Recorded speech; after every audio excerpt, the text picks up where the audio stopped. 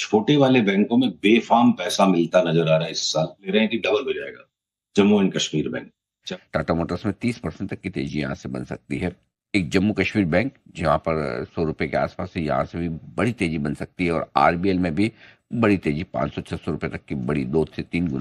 बताएं सर, थोड़ा लग रहा है नए साल की शुरुआत में अब मार्केट का ऐश करने का मूड बन रहा है। ये मतलब टेम्परेरी मूड है या फिर थोड़ा लंबा चलने जैसा दिख रहा है?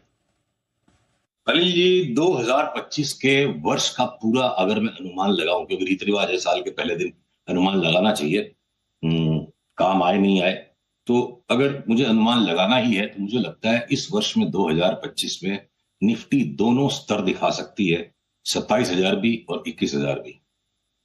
और माहौल जो भी चार्ट्स का बना हुआ है, लगता है उसमें 27,000 की तेजी पहले होगी।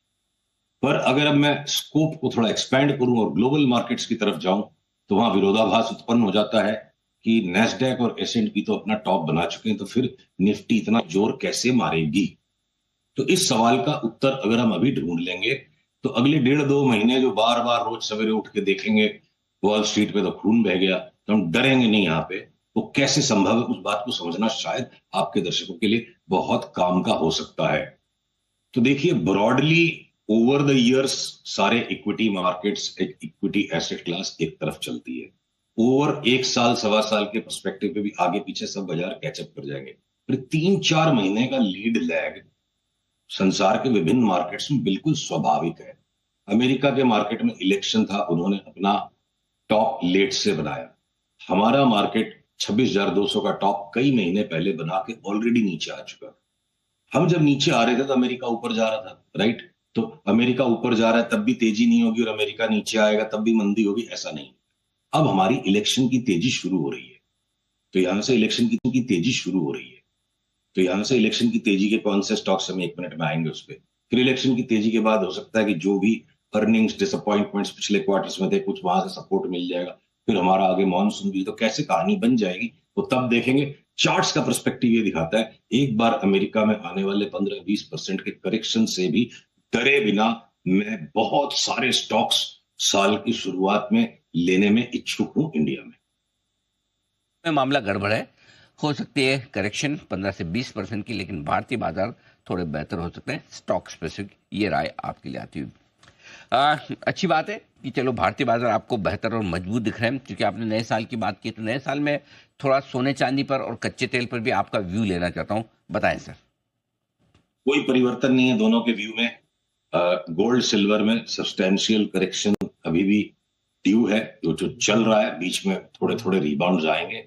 और क्रूड जो है ना, बहुत ज्यादा कुचल करके, निचोड़ करके, बिल्कुल जो है ना लास्ट में, जैसे बोले हमने, नींबू निचोड़ निचोड़ के उसका छिलका बच रहा है। अब क्रूड में और नीचे ले जाने की गुंजाइश फिलहाल नहीं दिखती है। अब वो 20 दिन लगते हैं, 25 दिन लगते हैं, 30 दिन लगते हैं, टाइम पास कर सकता है। क्रूड की चार्ट ही एक चार्ट है जो चीख चीख के कह रही है कि कोई जियो पॉलिटिकल इवेंट को अब आना है जिसका मिडिल ईस्ट से नाता हो। स्कैरसिटी लेड जंप आना चाहिए क्रूड में, ऐसी उसकी चार्ट है। और चार्ट से हम जियो पॉलिटिकल इवेंट को प्रेडिक्ट करेंगे, ये बात कुछ लोगों को वाहियात लग सकती है। पर ऐसा है ना जी, क्रिकेट के मैच में ज्यादातर टाइम क्रिकेट के मैच का आउटकम सट्टे का भाव डिसाइड करता है। तो सट्टे के भाव से भी आपको मालूम पड़ सकता है क्रिकेट के मैच में क्या होने वाला है। क्रिकेट के मैच का अनुमान लगा के आप सट्टे का भाव फिक्स मत करो, इसीलिए टेक्निकल एनालिसिस काम करती है। तो क्रूड की चार्ट में हम इंतजार में हैं कि कब कंफर्म हो जाए अप ट्रेंड। अभी नॉइस के अंदर एकदम लास्ट बॉटमिंग आउट प्रोसेस में, अप ट्रेंड कंफर्म हो जाए तो हो सकता है हम $100 तक के उछाल के लिए मेंटली अब रेडी है। अच्छा, $100 तक कच्चा तेल, वंडरफुल। क्या बात है। और सोने चांदी में तो कमजोरी रहेगी रहेगी। आप कह रहे हैं कि पहली तारीख को ही आप भर भर के शेयर खरीदने को तैयार हैं, तो आपकी टॉप 5 पिक जो आप खरीदेंगे पहली तारीख को? आज के आज नहीं खरीदेंगे, स्टैगर करेंगे। अगर क्रूड में इतनी बड़ी तेजी दिखती है, हाँ। तो देखिए लार्ज कैप्स में ओएनजीसी एक नो ब्रेनर है। इस इंडेक्स के लेवल पे भी 50% तक की रिटर्न ओएनजीसी में आ सकती है, तो वो एक नो ब्रेनर है। उसके पीछे पीछे लार्ज कैप्स में रिलायंस ठीक है। नहीं, टॉप 5 के साथ समस्या है ना, किसको ना बोले। मतलब सारे तो आकर्षक हैं, तो किसको ना बोले। तो मुझे 10-15 स्टॉक्स बोलने दीजिए प्लीज।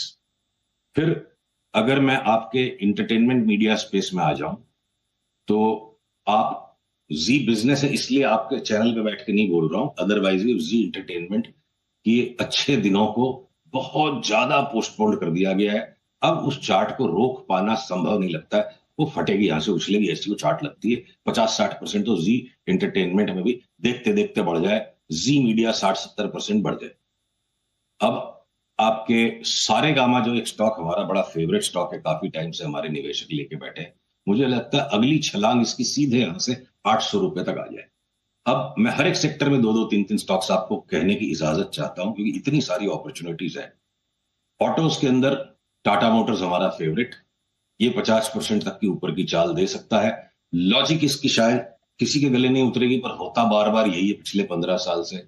जब ब्रिटिश पाउंड में खूंखार तेजी आती है, मिस्टीरियसली टाटा मोटर्स 40-50% बढ़ जाता है। जब 20 से 25% ब्रिटिश पाउंड की तेजी आती है, तो ब्रिटिश पाउंड की चार्ट पे हमें इस साल में 30% तक का उछाल डॉलर के सामने नजर आ रहा है।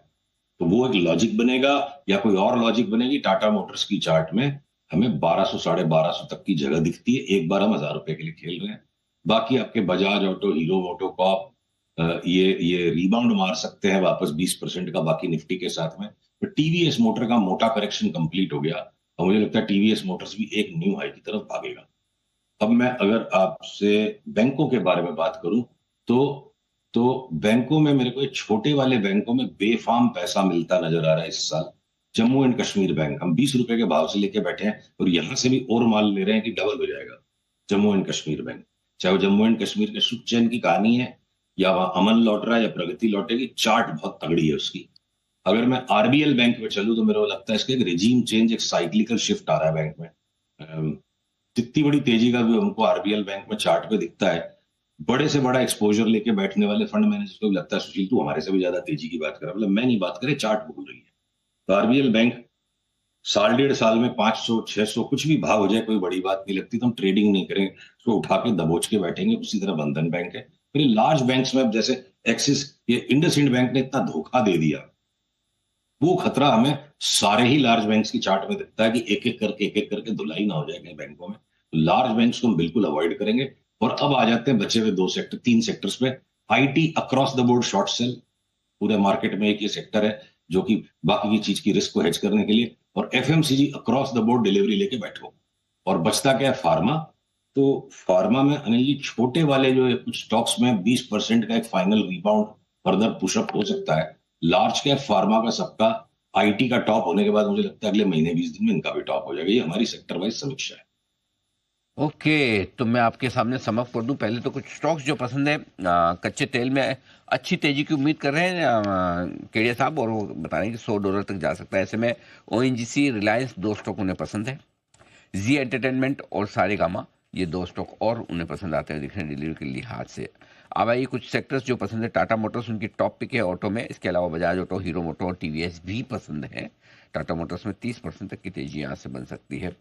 बैंक्स, यहाँ पर दो छोटे बैंक पसंद है। एक जम्मू कश्मीर बैंक, जहाँ पर $100 के आसपास से यहाँ से भी बड़ी तेजी बन सकती है। और आरबीएल में भी बड़ी तेजी 500-600 रुपये तक की बड़ी 2 से 3 गुना हो सकता है। लार्ज बैंक्स वो अवॉइड कर रहे हैं। लार्ज बैंक्स नहीं खरीदने, बड़े बैंक्स नहीं खरीदने, सिर्फ छोटे ये दो बैंक खरीदने।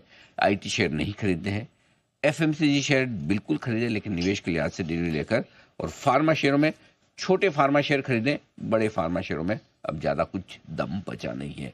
बहुत बहुत धन्यवाद केडिया साहब, ये सारी राय हमारे दर्शकों को देने के लिए और विस्तार से बताने के लिए। 21,000 और 27,000 ये आपके लिए रह सकती है निफ्टी की रेंज साल 2025 के लिहाज से। छोटे से ब्रेक का वक्त है, ब्रेक के बाद जल्द लौटेंगे। आ रही है